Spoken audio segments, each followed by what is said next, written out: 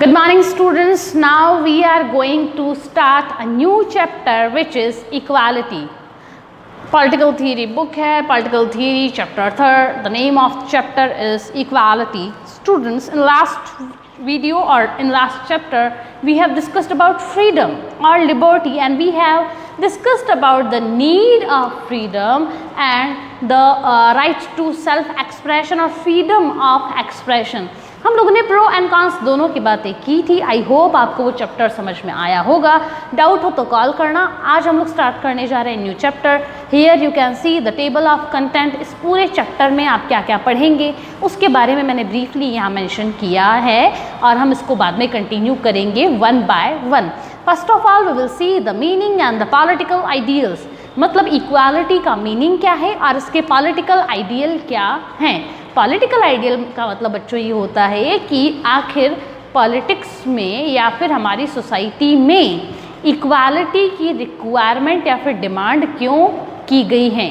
क्या बिना इक्वालिटी के हमारी सोसाइटी चल सकती है या नहीं, ये एक बड़ा क्वेश्चन है. Another is equal behaviour with all. अब स्टूडेंट्स, जब इक्वालिटी की बात की जाती है ना तो कई बार लोग इसको मिस इंटरप्रिटेट करते हैं. ये मिस इंटरप्रिटेशन क्या होती है, इसकी वजह से जब मैंने कहा कि इक्वालिटी होनी चाहिए, we all are equal, we all are equal, तो कई बार क्या करता है ना, लोग इसका इंटरप्रिटेशन ठीक से नहीं करते और सबसे एक जैसा बिहेव करने लगते हैं. ये इक्वालिटी का मीनिंग नहीं है. ये तो ऐसे ही हो जाएगा जैसे ही मैंने कहा that we all are equal. ठीक है, तो आपने क्या किया फिर, आप वैसे तो क्या होता है कि फ्रेंड के शोल्डर पे हाथ रख के यूँ घूमते हैं. कई बार मना किया जाता है लेकिन हाँ, कई लोग घूमते हैं यूँ फ्रेंड के शोल्डर पे हाथ रख के. जैसे ही रजनी ने आपको कहा कि that we all are equal, तो प्रिंसिपल मैम और प्रिंसिपल मैम के शोल्डर पे भी आपने हाथ रख लिया. क्या ये इक्वालिटी रिक्वायर्ड है? The answer is no, this is not required for us. ये हमारे लिए रिक्वायर्ड नहीं है. Equality means differentiated behaviour. ठीक है, इक्वल बिहेवियर, इक्वल पीपल जो इक्वल है ना उनके साथ तो आप कर सकते हैं. ठीक है, लेकिन जो इक्वल नहीं है, जो आपसे डिफरेंट हैं, उनके साथ आपको डिफरेंट बिहेव करना चाहिए. ये थोड़ा सी एक डिबेट है इसको लेकर, that equal behaviour with all को लेकर जो भी डिस्कशन होगा हम लेटर ऑन करेंगे. Next is how can we promote equality. अब स्टूडेंट्स देखो, इक्वालिटी की बात तो की जाती है. कॉन्स्टिट्यूशन के कौन से आर्टिकल में इक्वालिटी के प्रोविजंस हैं, you will answer me in comment box. आप मुझे कमेंट बॉक्स में आंसर करें कि यहाँ पर हमारे कॉन्स्टिट्यूशन में from which article to which article कौन से आर्टिकल्स हैं जो कि इक्वालिटी की बात करते हैं. बात मैं ये कहना चाह रही हूँ कि इवन दो इक्वालिटी की बातें हमारे कॉन्स्टिट्यूशन में की गई हैं, हमारे फ्रीडम फाइटर्स ने की हैं, हमारे नेशन बिल्डर्स ने की हैं, और आज के हमारे political leaders and political rulers भी इक्वालिटी की बात करते हैं. लेकिन क्या ये बात ही रही या बातों से आगे बात बढ़ी, ये कुछ हमको मालूम नहीं है. अगर ये सिर्फ यहीं तक ही लिमिटेड है, बातों तक ही, और इसके आगे भाषणबाजी के अलावा, डिक्लेरेशन के अलावा कुछ और नहीं हुआ है, तो इस इक्वालिटी को हम कैसे प्रमोट करें, इसके बारे में कुछ सजेशंस को हम लोग डिस्कस करेंगे. And finally we will discuss about the dimensions और द टाइप्स. एक्चुअली आपके सिलेबस में डायमेंशन लिख रखा है, टाइप मैंने इसलिए लिखा है कि कई बार बच्चे एक डिफरेंट सिनोनिम पढ़ के थोड़ा कंफ्यूज हो जाते हैं कि डायमेंशन का मतलब क्या होगा. क्योंकि अभी तक आप क्या पढ़ते आ रहे हैं, अभी तक डायमेंशन का मतलब वो आपके लिए 3D और 5D वाला वही डायमेंशन होगा. सॉरी स्टूडेंट्स, लेकिन इस डायमेंशन जो वर्ड है ना उसके बहुत सारे मीनिंग निकलते हैं. डायमेंशन का मतलब यहाँ पे रहेगा types. We are going to discuss or we are going to start from the meaning of equality and why we need equality. What is the significance of equality? So students, equality means to get some opportunities for self-development. So the meaning of equality, that equality of opportunity. I am repeating myself. The meaning of equality is equality of opportunity for self development or for their development. ठीक है, तो equality में हम किसकी बात कर रहे हैं? हम इक्वालिटी ऑफ अपॉर्चुनिटी की बात कर रहे हैं। इसके अलावा और कुछ भी इक्वालिटी नहीं है। अपॉर्चुनिटी की इक्वालिटी खत्म, इतना सी। अब अपॉर्चुनिटी की इक्वालिटी इतनी ज़्यादा क्यों इम्पॉर्टेंट है कि पूरा का पूरा इक्वालिटी का कंसेप्ट इस छोटे से वर्ड अपॉर्चुनिटी की इक्वालिटी ऑफ अपॉर्चुनिटी इसमें कवर होता है। एक्चुअली देखो students, we all are unequal, ठीक है, हम लोग बाय बर्थ इनइक्वल हैं। गॉड ने हमको इनइक्वल बनाया है। कोई मेल है, कोई फीमेल है, हमारे पेरेंट्स हमसे बड़े हैं, कुछ हमारे सिबलिंग हमसे छोटे भी हैं। इकोनॉमिकली भी हम लोगों में इनइक्वालिटीज़ बहुत ज़्यादा हैं। किसी के फादर नेताजी होंगे और किसी के फादर फार्मर होंगे, किसी के फादर कोई वेंडर होंगे, तो इनइक्वालिटीज़ तो हैं। और कोई किस रिलीजन को फॉलो करता है, कोई किसी का किसी कास्ट में बर्थ हुआ है, तो ये तो इतनी सारी इनइक्वालिटीज़ हो गई। Students, we can not abolish inequality completely. आप कहेंगे मैम बहुत सारी इनइक्वालिटीज़ हैं, सोशल इनइक्वालिटी है, इकोनॉमिक इनइक्वालिटी है, पॉलिटिकल इनइक्वालिटी है। स्टूडेंट्स, एजुकेशन के बेसिस पर भी तो इनइक्वालिटी है। आपके कोई नोन होंगे या फिर आपने पढ़ा सुना होगा कि 10th के बाद बच्चे ने पढ़ाई छोड़ दी, आप कंटिन्यू कर रहे हो और उसने ड्रॉप कर दिया। इनइक्वालिटी क्रिएट हुई ना कि आप 11th में आ गए, वो 10th में रह गया। So students, inequalities will be there, वहाँ पर रहेंगी इनइक्वालिटीज़, लेकिन हमारे लिए इम्पॉर्टेंट हो जाता है कि हम इनइक्वालिटीज़ को कम करें। The basic challenge is to mitigate inequality. हम कैसे इन इनइक्वालिटीज़ को कम करें? अब ख़त्म तो देखो कोई नहीं कर सकता। भगवान जो थे, जो एकदम हेवन आप देखें, डिवाइन पर्सन्स देखें आप, वहाँ पर भी तो इनइक्वालिटी थी। भगवान श्रावण मास चल रहा है अभी इन दिनों, ठीक है, तो भगवान शिव शंकर जो है उनके पास ज़्यादा पावर थी, तीसरी आंख भी थी, ठीक है, जबकि ब्रह्मा विष्णु महेश पहले रहते हैं, गणेश जी को पहले पूजा जाता है, ठीक है। नारायण जी जो हैं, नारद मुनि को कोई नहीं पूछता इन द सेंस कि कम पूजे जाते हैं, गणेश जी सबसे पहले आते हैं, कार्तिकेय क्यों नहीं पूजे जाते हैं, इस तरह की बातें हैं। तो इनइक्वालिटी तो वहाँ पर भी है कि कोई बहुत ज़्यादा पावरफुल है, कोई पावरलेस है, किसी का नाम सबसे पहले लिया जाता है हर काम में जस्ट लाइक गणेश जी, और किसी का नाम नहीं लिया जाता है जस्ट लाइक कार्तिकेय। तो ये बातें हैं, इनइक्वालिटी वहाँ पर भी है। लेकिन स्टूडेंट्स, हमारे सामने चैलेंज या फिर टास्क ये रहता है that how can we mitigate और reduce these inequalities in from our society. तो अगर कंटिन्यू करें द मेन, तो इसके लिए क्या होना चाहिए? इसके लिए अपॉर्चुनिटी। देखो, अपनी ओर से तो हम सबको इक्वल दें, और बाकी वो कैसे काम करते हैं वो उनके ऊपर, फिर उनकी जो सिचुएशन रहेगी उसके लिए रेस्पॉन्सिबल वो खुद होंगे। तो गवर्नमेंट क्या करती है ना, government equality of opportunity provide करती है। अब इक्वालिटी ऑफ अपॉर्चुनिटी में गवर्नमेंट क्या करती है? गवर्नमेंट ने जो भी काम किया, गवर्नमेंट सबको इक्वली ट्रीट करेगी उस टाइम पर। अब देखो, जस्ट एन एग्जाम्पल, इनइक्वालिटी कैसे क्रिएट होगी।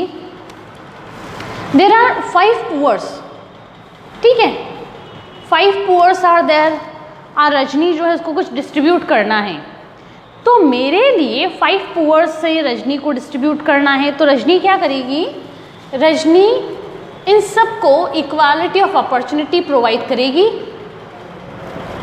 कि देखो, मेरे पास 500 रुपीज़ हैं, 500 रुपीज़ हैं और वो मुझे डिस्ट्रीब्यूट करने हैं। अब तुम इस जगह पर आ जाना। मैं इन 5 को क्या कहूँगी? आप लोग इस जगह पर आ जाना। मान लो महेश स्कूल के यहाँ आ जाना, ठीक है, 500 रुपीज़ मुझे डिस्ट्रीब्यूट करने हैं, 5 पुअर्स आर देयर, आप महेश स्कूल के यहाँ आ जाना। अब पाँचों के पास क्या है? Equal opportunity. मैंने ऐसे नहीं कहा कि नहीं पर्सन ए आएगा या फिर बी आएगा, बाकी को मैं नहीं बुलाऊंगी, ऐसा मैंने इनको अपॉर्चुनिटी से एक्सक्लूड नहीं किया। मैंने सारे के सारे 5 जो थे उनको इक्वल अपॉर्चुनिटी प्रोवाइड की। अब इक्वल अपॉर्चुनिटी मेरी ओर से तो मैंने अपना काम कर दिया ना। अब उनके ऊपर डिपेंडेंट रहता है कि 5 में से सिर्फ 3 ही आए और 2 तो आए ही नहीं। 2 बहुत आलसी थे और 2 नहीं आए, 2 ने एफर्ट नहीं किया, 3 ही आए। तो 3 क्या होंगे? 3 मुझसे 500 रुपीज़ ले लेंगे, मैं डिस्ट्रीब्यूट कर दूंगी, इक्वली डिस्ट्रीब्यूट करूंगी। तो इन 3 की स्टेटस तो क्या हो जाएगी? ये कंपैरेटिवली अपर हो जाएंगे और ये 2 है वो कंपैरेटिवली लोअर रहेंगे। ये इनइक्वालिटी क्रिएट हो गई ना, तो इस वजह से कहा गया है we can not abolish inequality completely but we can try to give the others equal opportunities. ये है मेन थिंग। आगे बढ़ते हैं स्टूडेंट्स, इट्स पॉलिटिकल आइडियल्स। अगर पॉलिटिकल आइडियल्स की हम लोग बात करें तो political why we need equality, equality की रिक्वायरमेंट क्यों पढ़ी? देखो स्टूडेंट्स, इक्वालिटी की रिक्वायरमेंट इसलिए पढ़ी क्योंकि ईच एंड एवरी रिलीजन में बात की गई है that we all are equal. आप किसी भी रिलीजन की बात करें वो कहीं पर भी इनइक्वालिटी की बात नहीं करता है, हर जगह इक्वालिटी की बात की गई है इन आर रिलीजन्स, पहली बात।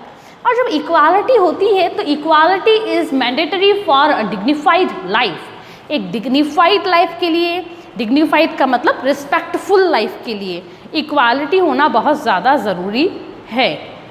क्यों रिस्पेक्टफुल और डिग्निफाइड लाइफ के लिए? क्योंकि देखो जब 2 लोग डिफरेंट होते हैं तो अपर जो है वो कोशिश करता है कि वो लोअर को डोमिनेट करने का काम करे और लोअर भी कहीं ना कहीं अनकंफर्टेबल फील करता है विद हिम और हर। लेकिन जब दोनों इक्वल होंगे ना तो दोनों में किसी तरह की अनकंफर्टेबिलिटी नहीं रहेगी, पहली बात, और दोनों एक दूसरे को डोमिनेट करने की कोशिश नहीं करेंगे। रामपाल सोनी आपको डोमिनेट कर सकते हैं, reason because he is very upper and we are here, ठीक है, वो आपको डोमिनेट कर सकता है। लेकिन मान लो आप भी रामपाल सोनी की स्टेटस पे ही आ गए, तो क्या वो आपका डोमिनेट कर सकता है या फिर आपका एक्सप्लॉइटेशन कर सकता है? The answer is no. Why? Because you both are equivalent with to each other, ठीक है।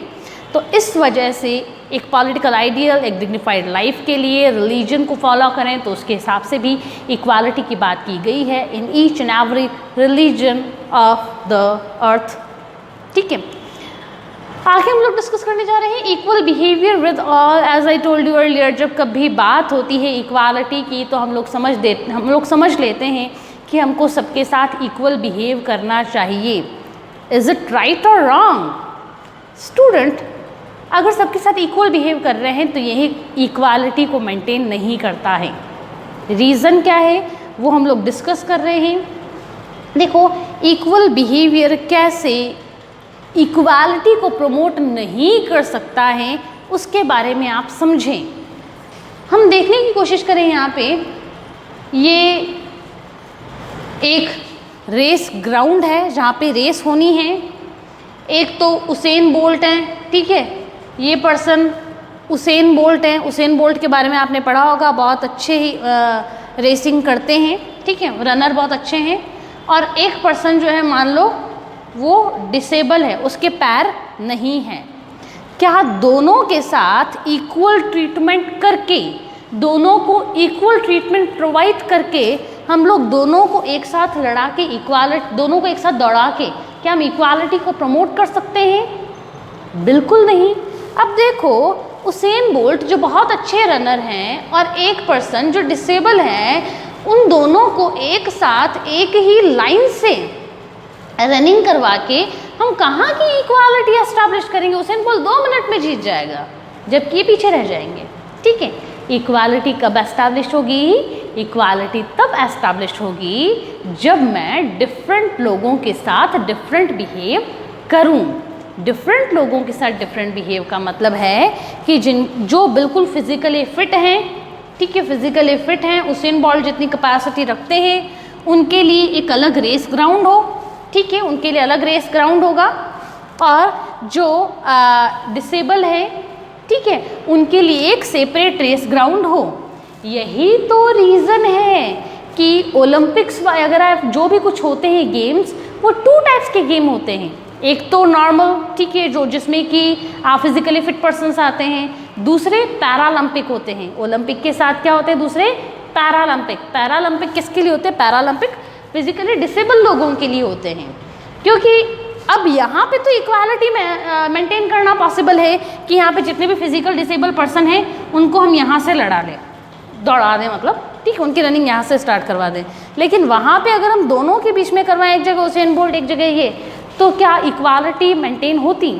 नहीं हो पाती। और इसी वजह से हम लोग कहते हैं कि डिफरेंट लोगों के साथ डिफरेंट बिहेव करना ही इक्वालिटी है, और इक्वालिटी को ऐसे ही प्रमोट किया जा सकता है। Students, this is the end of this video, and in next video we will continue this chapter. If you have any query, problem or doubt, then contact to me. Till then, keep learning.